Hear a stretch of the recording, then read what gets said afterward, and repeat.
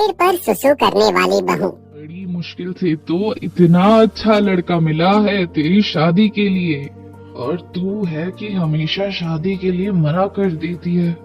लेकिन मम्मी, तुमको तो पता है ना मैं क्यों मना करती हूँ। मेरी परेशानी समझो ना। तेरी परेशानी इतनी बड़ी भी नहीं है कि तू पूरी उम्र कुंवारी बैठी रहे।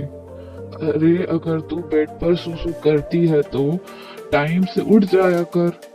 और तेरा इलाज तो चल रहा है, डॉक्टर ने कहा है कि तू बिल्कुल ठीक हो जाएगी।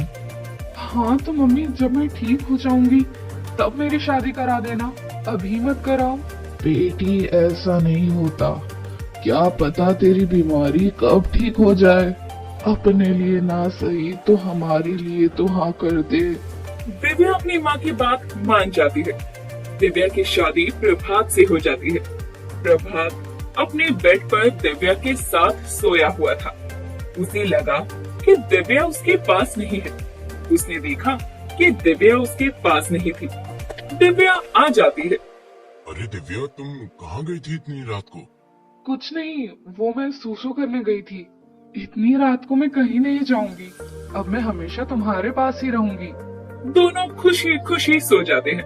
दिव्या रोज रात में उठकर सुसु करने जाया करती। एक दिन प्रभात ने दिव्या से पूछ ही लिया, तुम रात भर सुसु ही करती रहती हो क्या? वो मैं आपको एक सच बताना चाहती हूँ।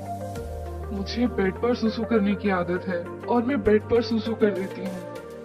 लेकिन आपको घबराने की जरूरत नहीं है, मेरा इलाज चल रहा है, मैं जल्दी ठीक हो जाऊंगी। मैं घबरा नहीं रहा हूँ, बल्कि ये बात तो मुझे पहले से ही पता थी। तुम्हारी मम्मी ने मुझे सब बता दिया था, फिर भी मैंने तुमसे शादी कर ली, क्योंकि बीमारी तो किसी को भी हो सकती है ना। फिर एक शाम प्रभात के पिता प्रभात से बोले, प्रभात, हमें शादी में जाना पड़ेगा। तेरी माँ और बहू तो घर पर ही रह लेंगे। ठीक है पिताजी, आप चलिए, मैं तैयार होकर आता हूँ। अरे बहू, आज ऐसा करते हैं, दोनों एक ही बेड पर सो जाते हैं, रात में बातें भी कर लेंगे और दोनों को एक साथ अच्छी नींद भी आ जाएगी। हाँ माँ जी, आप ठीक कह रही हैं। दिव्या अपनी सास के पास सो जाती है। वो दिन भर काम करके थक चुकी थी, इसीलिए उसकी आंख नहीं खुलती और उसने बेड पर ही सुसु कर दिया, जिसका पता उसे बिल्कुल भी नहीं चला। सुबह के समय दिव्या की सास कमरे में आई और उस पर चिल्लाते हुए बोली, ये तूने क्या किया? तू बेड पे सुसु करती है? हे भगवान, मुझे कैसी बहू मिली है जो बेड पर सुसु करती है।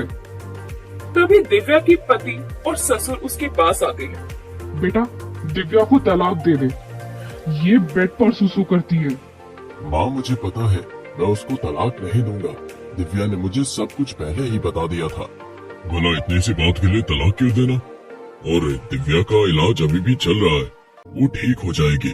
और तुम ही बताओ भला, अगर शादी के बाद उसको ये बीमारी होती तो क्या हम उसको तलाक दिलवाते थे? अगर हमारी बेटी को ऐसी कोई बीमारी होती तो क्या हम उसको घर से निकाल देते? तुम सही कह रहे हो, बीमारी तो किसी को भी और कभी भी हो सकती है। दिव्या, मुझे माफ कर देना, मैंने तुम्हें ऐसा बोला। खैर चलो, तुम्हें अपनी गलती समझ तो आई। बेटी, तुम किसी बात की चिंता मत करो। और प्रभात की माँ, मैं खुद एक डॉक्टर हूँ, तो मुझे पता है कि ये बीमारी सही हो जाएगी, लेकिन थोड़ा समय जरूर लगेगा। अब दिव्या को तुम कभी इस बात के लिए परेशान नहीं करोगे। हाँ हाँ, मुझे समझ आ गया है, अब मैं दिव्या को कभी परेशान नहीं करूँगी। फिर दिव्या उस परिवार के साथ आराम से रहती है। दोस्तों, इस कार्टून एनिमेशन वीडियो को बनाने में 3 दिन का वक्त लगा, तो इस वीडियो को एक लाइक करके अपने दोस्तों के साथ शेयर जरूर कीजिएगा।